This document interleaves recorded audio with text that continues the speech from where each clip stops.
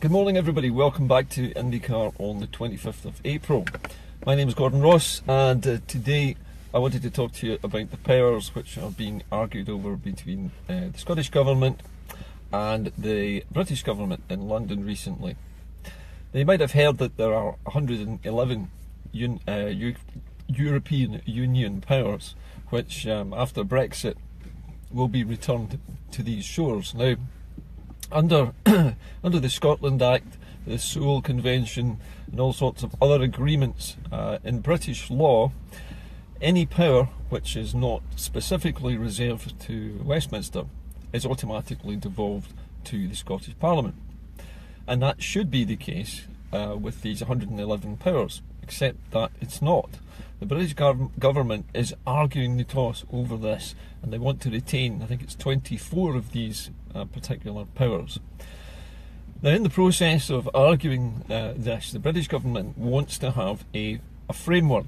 In other words, an understanding with the Scottish government about how these powers should be divvied up and who should use which powers and when, and whose government has the final say over which powers are used or amended and which are not. So when you boil this process down to its basic principles, what it means is that these 111 new powers, well, they're actually not new powers, they're powers that have already existed, but new to us. All of these should by rights really go to the Scottish government because they're not reserved matters, they're not of importance to the rest of the UK particularly. But the British government wants to retain the final say, and in this framework arrangement that they're trying to construct, they've made it so that the British government will not normally amend or change these rules and regulations, these laws which are coming back to Scotland, that they will not overrule them normally. And this word normally has been inserted into this framework agreement to give the British government the power to overrule everything that they've agreed in the agreement and step outside of it. It makes a loophole, which the British are very fond of having. Any time they want to retain control of anything, they will build a legal loophole into the wording, and the wording here is very important. If they take out the word normally, if it says normally the British government will not amend such powers, if you take the word normally out and say they will not amend such powers that as are devolved, then that changes the whole meaning of the agreement. The framework changes completely. It basically means that if you take the word normally away, it says that the British government will not interfere in the use of these new powers in Scotland. If you put the word normally in, they can make exceptions. They can say, oh well, it's extreme circumstances. There was an attack in Scotland and we've had to clamp down on security measures, so we're going to overrule this. It's not normally and we have to intervene. And this is the way the British government has always operated when it wants to retain control over something.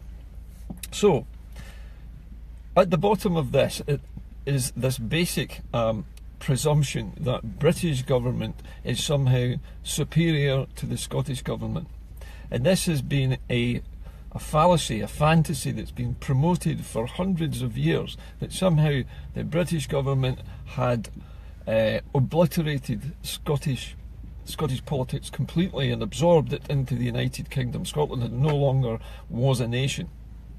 This is rubbish, because plainly two countries in a union remain two separate countries in a union, and that means that if there are two separate governments, which there are for Scotland and England, or if you want to call it the United Kingdom, but when you have two governments like that, and one government has said all powers that we haven't reserved are yours, then they should just agree to that. There shouldn't be any clauses, there shouldn't be any conditions or codicils attached to that.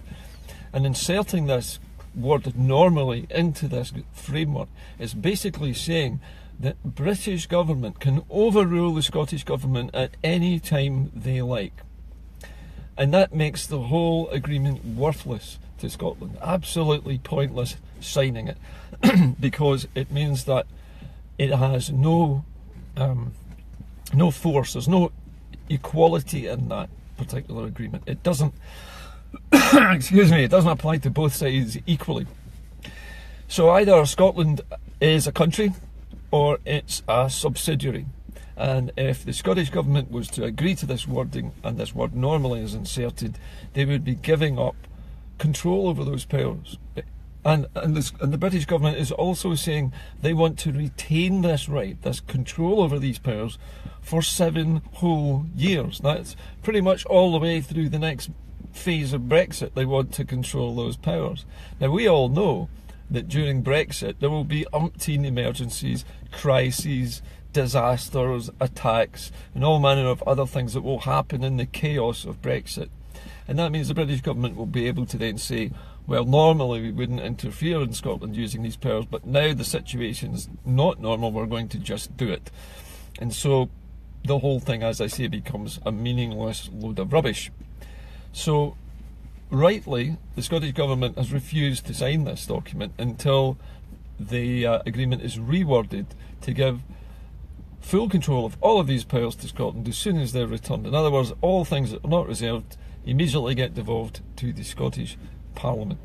And there they are debated, and there they are decided democratically by the elected representatives of the Scottish people, not by a Tory government in England to suit its own agenda.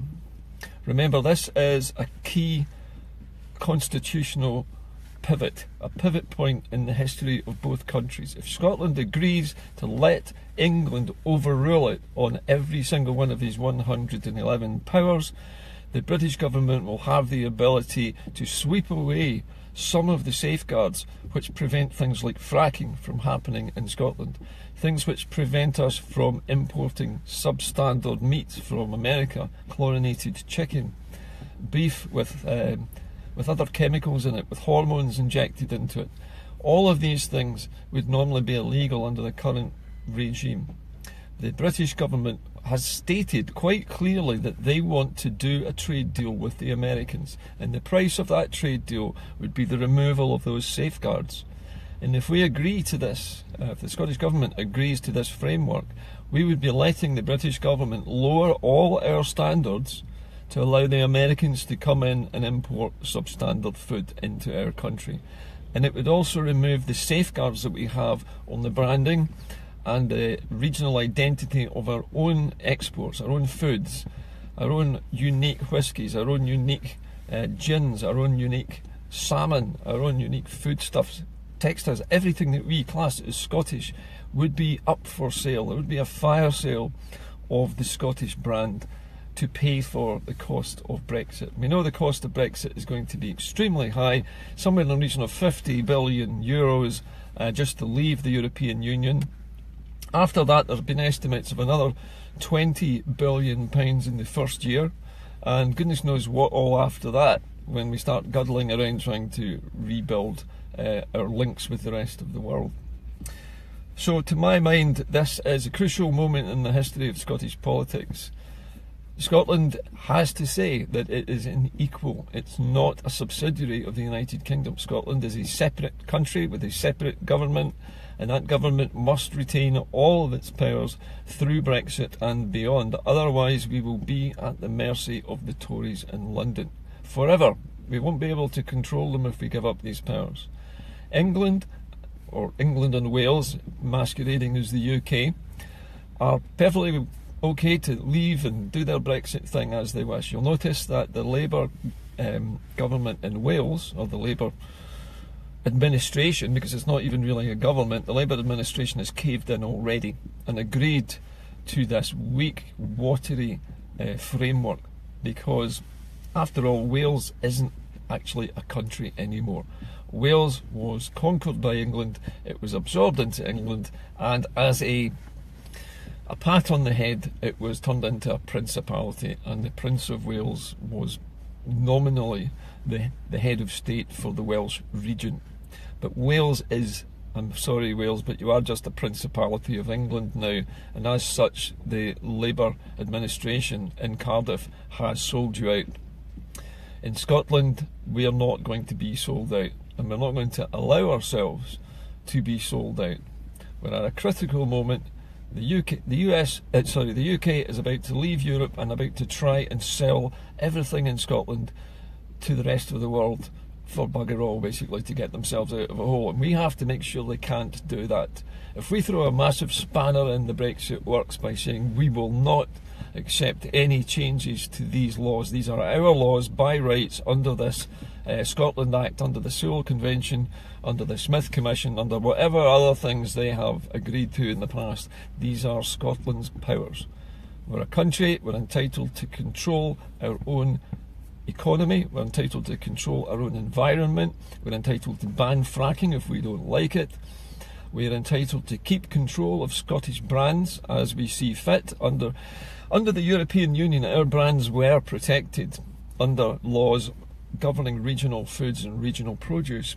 After we leave the EU, it's a free-for-all. England could sell those brands. The British government could sell Scotland's brands to anybody. You could have whisky manufactured in America, Canada, Australia. They could just sell licenses to copy everything that we already make. And I'm sure they will, because the British government will be skint. It already is skint. It is now spending 89% of the gross domestic product of the whole United Kingdom is being borrowed just to pay the interest on the existing mountain of debt. Now they claim that that taxes are currently now finally enough to pay for public services, but that's the first time that's happened for at least 10 years. But the problem is the debt mountain hasn't gone away. Britain is still crippled by that, and it's having to borrow almost its entire gross domestic product every single year in order to pay off another debt. They're taking one debt to pay off another debt. Now that's something that you would never advise a person to do in their life. If you're in a debt crisis, the last thing any bank manager would advise you to do is to take out another loan to pay off the interest on the previous one. But that's the way the British government runs the economy. Scotland's economy doesn't run that way, and I don't want the British government to have any control over anything in Scotland that isn't under their purview. So if London has control over things like foreign affairs and defence and constitution, then that's fine, they can keep that. But that's the only things that they retain. Everything else belongs to us. Scotland is no longer a region of the UK. When we created the Parliament, it was at the behest of the European Union and with the massive fight back by a number of activists in Scotland to get that Parliament built and to have it working. And now we have got it working, and it works well, and we have local accountability. We have a strong government which is standing up for Scottish interests. The last thing we want to do is cave in and give any of that power back to London, because as soon as we do that, they'll use it against us. Scotland's a country, remember. We didn't vote to leave the European Union. We didn't vote to leave the UK at the point when we were asked whether we wanted to, because we thought, wrongly in this case, that the only way to stay in the European Union would have been to stay in the UK. We now know that that was complete lies, that the UK was always angling to leave the European Union. And now we know that's the case. That changes the entire mandate for Scotland leaving the UK, because we didn't vote to leave Europe. We're a country, we have our own government, we decide what we do. If we don't want to leave Europe, why should we? If the British want to leave Europe, then they can do so on their own. And I would expect the Scottish Government just to say absolutely no to anything more in these discussions with the British Government, because there's nothing more to say. If they're going to control our future, then we can't sign that agreement. These powers belong to us. They are devolved powers. They are nothing to do with the running of the UK. They're not reserved matters. They have no rights to them, and they've no right to put in any kind of clause which would give them the right to overrule us in the way that we use those laws. So I would anticipate this is a critical point for us. There's only about a week left for the UK government and the Scottish government to agree this so-called framework. If it's not agreed, there is a crisis, and the crisis will not be resolved before Brexit. Therefore, there's going to be another set of crises as well because of this. We are going to run headlong into each other. Scotland's a country now. It's sticking up for itself. It's not going to be pushed around by the rest of the United Kingdom anymore. And I think we can expect to see and hear news of a new referendum very soon.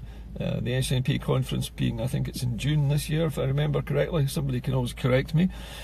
But the point is, I think we are going to hear the date for a new referendum before the summer holidays, because the way things are going at the moment, hard Brexit looks like the only likely outcome. The only thing that would save the UK from a hard Brexit is if they did a complete U-turn and stayed in the customs union, something which the British government has restated umpteen times that it will never do.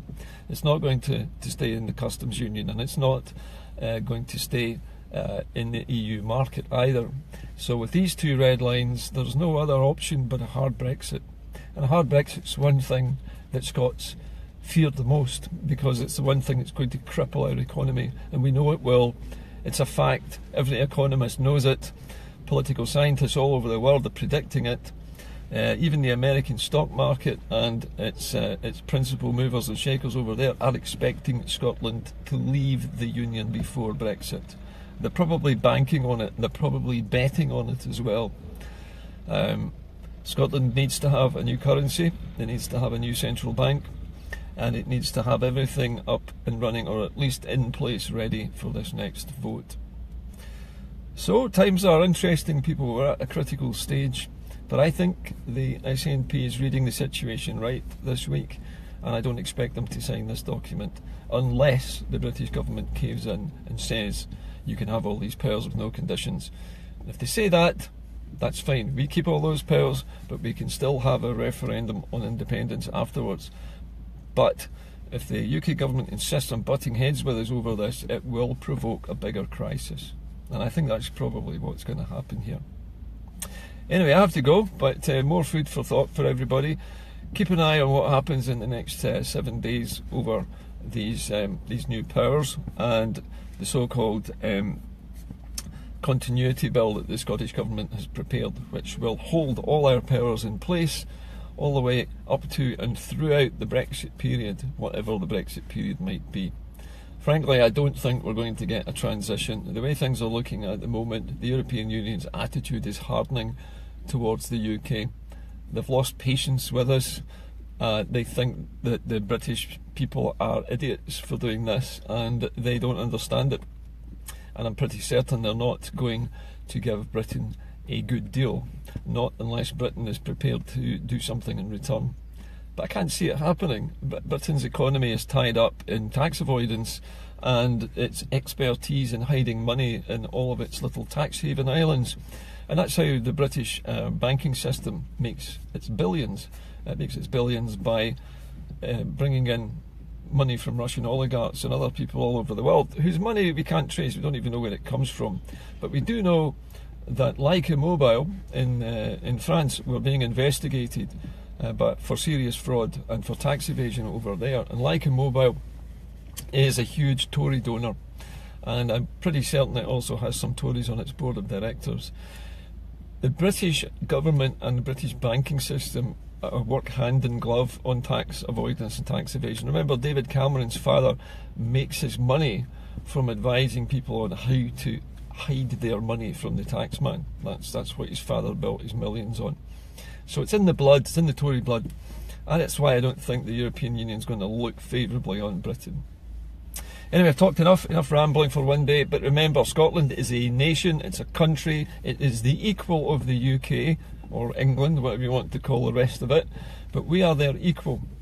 We are supposed to be an equal. We entered the Union as an equal partner, and until recently we've never been treated as an equal partner. So I think it's just time we behaved as though we were independent and behaved like a country and said, no, you're not taking our powers and you're not going to keep control over any of them because you don't have any legal right to do it.